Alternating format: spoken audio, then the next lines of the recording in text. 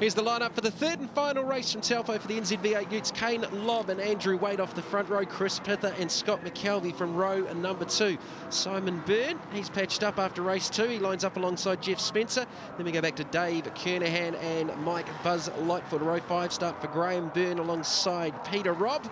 In row 6, Jeff Kernahan, he starts alongside Peter Ward. We go back to Dave Stewart and James Huggy Urquhart as they line up on the grid for the third and final race from Taupo for the NZV8 Ute Challenge. Top point scorer for the weekend today, Kane Lobb. He's the championship leader starting off the pole alongside Andrew Wade. Chris Pither back there in the third spot.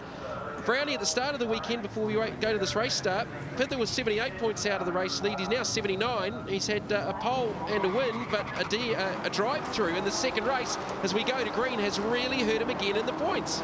And they're right behind each other as you see going into the first corner of this final race. Kane Lobb, and of course Chris Pither hunting each other down. Andrew Wade hung out to dry on board with Buzz.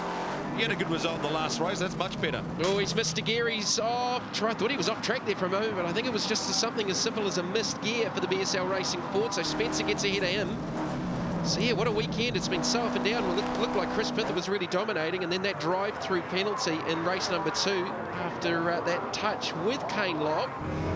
And the two championship front runners haven't wasted any time getting out to the front of the field. Andrew Waite's getting bogged down here. Look at this down the inside. McKelvey, that's in front. This is on board Junior. Back after all his dramas in the second race. Didn't he have some damage? I know the team's taking up shares in 3M with all the race tape needed to fix that car between rounds. Ended up with damage in the front, the rear, the side panels. But here he is side by side. And he's back to third place in the championship. Well, still third, but it's 152. Spence pounces around the outside. 3 wide going into the big sweeper. Yeah, well, he was 118 out of the points lead at the start of the weekend. He narrowed that back up to 111 after race number 1. And here's a unique shot on board with Simon Byrne over the top of the roof, looking across to the right. You can see the remnants of the race tape from that race 2 incident. I think the only straight panel on the car was the left front door. Yeah, great work by the team to get him back into racing shape here. Good battle out in front. Kane Lobb with the race lead. Pither, that's how they were in race 2. McKelvey was complaining about lack of grip towards the end of that race, the tyres going off, as Kane Lobb just managed to sneak up and grab second place from him in that second race. Great shot looking back from Simon Junior Byrne. These Butte Utes. So Byrne in the 6th position, trying to consolidate 3rd overall in the championship with 1 round left to go, remember, at the ITM 400 in Hamilton. Coming up in April, McKelvey wasn't too far behind him, but I think Byrne with a big enough of a points gap to consolidate that 3rd overall in the championship. Great shots with Buzz Lightfoot, Mike Lightfoot. Great start, bit of argy-bargy, finished 4th, stoked in that last race, so he hasn't been too far away from the action. Giving us some great onboard shots, plenty of drama. Yeah, he's certainly been providing some entertainment. The car looks a little bit straighter than it did after race number 2. He was one of the cars that made contact with the McDonald's Ford. There weren't too many of them that didn't after that turn 1 incident. So 12 laps, this will be the longest race of the weekend for the NZV8. And look at that, Pither he's grabbed the lead over Kane Lobb, so the Ginger Ninja and the Gypsy. Well, the Gypsy was not a happy camper, literally, after that second race, considering Kane Lobb had been warned for blocking, and it was nothing more than really a bump and run, as Lobb's going to try and come back at him on the inside. Pither closes the door. Andrew Wade back there in the 3rd position, fresh from his race win. Although Kane Lobb afterwards, he said Pither has been leaning on us for the last few rounds. Time he got what he deserves. So I don't think there's too much love lost between the 1 and the 2. Well, they're certainly fighting for the championship, both on and off the field. McKelvey just torturing those Yokohama front tyres. Control car tyre, of course, for the NZV8 Ute Challenge. Byrne with the crossover. McKelvey's not going to make it easy.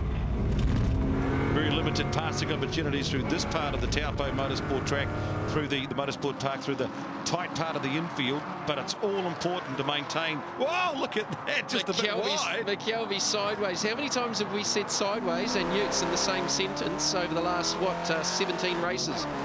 Well, it can be slippy sometime with the lack of grip, some of these boys. This is a tight, technical part of the track here.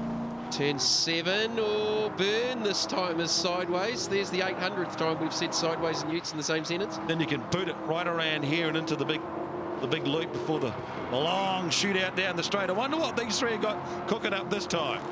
Well, Chris Pither and Kane Lobb have both just set their fastest laps of the race. Pither with a 48.3, Lobb with a 48.5.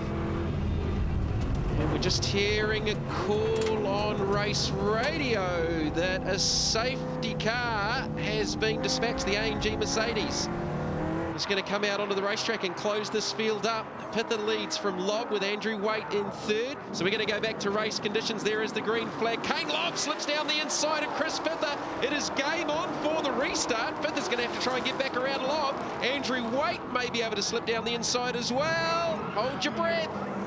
2 ton of Utes, Utes into the big 3-lap finish. Chris says, oh no you don't, Andrew Waite, but the Ginger Ninja didn't he pounce from that restart. Oh, happy birthday, Kane Lobb. Sensational restart. And normally from these restarts, whenever we've had them, it's always been Pither hunting down Kane, but this time Kane just nailed Chris from the restart, and we're back to Pither hunting down Kane. But the more things change, the more they stay the same. On board with you, exactly right. On board with Simon Byrne. Now, before the safety car, he was already working on the back of Scott McKelvey with Andrew Waite up ahead. He had probably 4 to 5 car lengths on that battle, so that hasn't helped him, but it has closed up the rest of this field for this restart with 3 to go. And look at the Gypsy already positioning himself. And Kane will be worried about the great car speed. He reckons that Chris can just pull it out whenever he needs to. So which way are they going to go around here? Look at this. Remember the last time they had their drama? Kane went a little bit wide and just slipped out. Now he's tightened it up.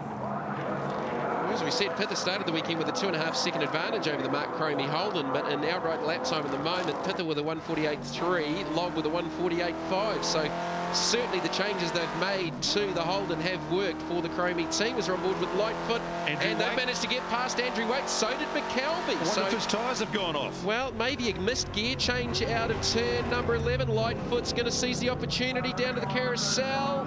Sometimes they can lose a bit of heat while you're in the safety car. Waite holds on to the position, but he's lost 2 spots to Scott McKelvey and Simon Byrne. McKelvey now up into the 3rd position. Kane Lobb led at the stripe, but Pither up the inside under brakes into 1. It's tit for tat, isn't it? 1st and 2nd in the championship. 71 points is the difference again.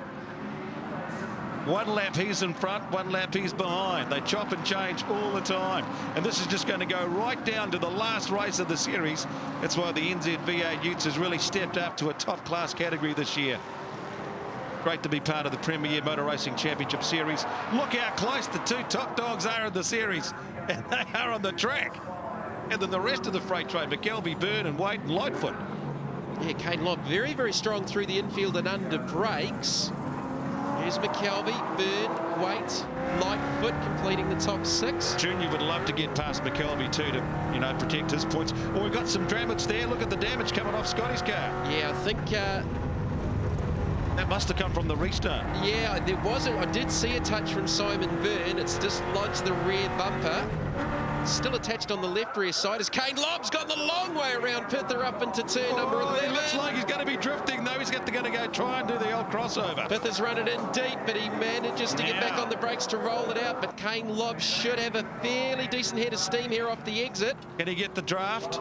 Can he stay close enough and try and duck down the inside, just like Team McDonald's trying to do? But Scott says, I know what you're up to, mate. I'm going to cover that inside line. Well, I think Junior's more worried about running over what's going to be left of the rear bumper shortly when that becomes dislodged off the back of the Icom Holden. He doesn't want to shred a tyre.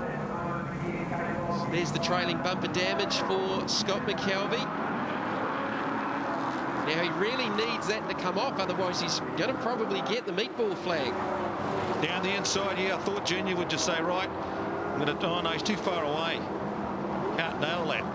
Kane Lobb, 2 to go.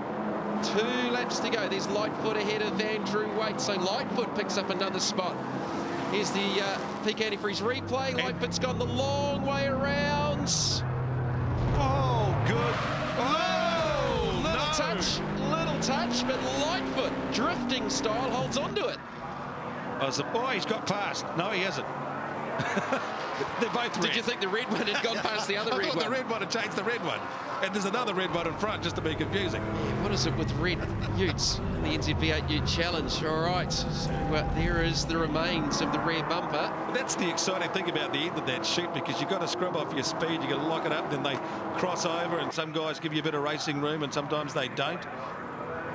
So Pither, Lobb, McKelvey, Byrne. This is a good comeback for Byrne after that massive amount of damage sustained in that second race. Mike Lightfoot, Andrew Waite, and Dirty Dave Kernahan still in that 7th position. So what can the Ginger Ninja do now? Look at, the good driving there. Oh, he's going to be on the bumper. Almost. Huggy. He's absolutely rearranged the number 45 VE. Look at the damage to the left-hand side of that race car. It's broken the left front suspension as well. Ginger Ninja having a look down the inside, but it's just a look. Big lock up from McKelvey. He can't get past, can he? There's a little bit less of that bumper on there. I think Junior might have tagged a bit of it off up at turn number 11. Now, Graham Burns had some dramas. He's disappeared off the scoring. So has Dave Stewart.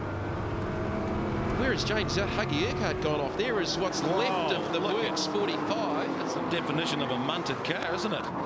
There's the meatball flag. I can assume that's only, that'd have to be for either McKelvey or Huggy Urquhart. It'll definitely be for Huggy. I can't see. Junior's going to try and go around the outside. Scott says no. Junior says yes. McKelvey's got the inside line run to 4 and 5. They're leaning on each other. Sideways, you can hear the tyres howling on the McDonald's Ford. And that's through the part where you can't pass. He's still sideways off the exit. Mike Lightfoot with a run. Not a lot of room down the inside to 6. He has to get out of the throttle. It's hanging off the side of Buzz's car there. Oh, just another part. They'll raid the parts bin in next week.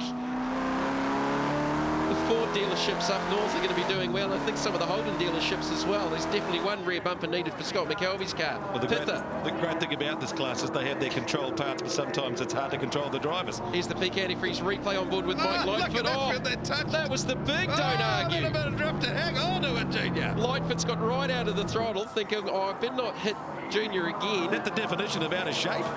That was the big don't argue from Scott McKelvey. Precious has got the elbows up. Last lap board is out. Last lap run for Chris Pither. The championship lead heading to Hamilton more than likely will be 71 points to the advantage of Kane Lobb. McKelvey's going to hold on to 3rd ahead of Simon Byrne, Mike Lightfoot, Andrew Waite. The action and drama will continue from Hamilton as part of the ITM 400, the final round of the NZV8 Challenges. Lobb looks down the inside in the last corner. Turn it up. Oh, talk about cheeky. Chris Pither will take the victory in race number 3 from Kane Lobb. Mark Cramey's pretty happy about it. He's either happy about Kane retaining the championship lead or the amount of parts he's going to sell next week. And this will continue into the final round.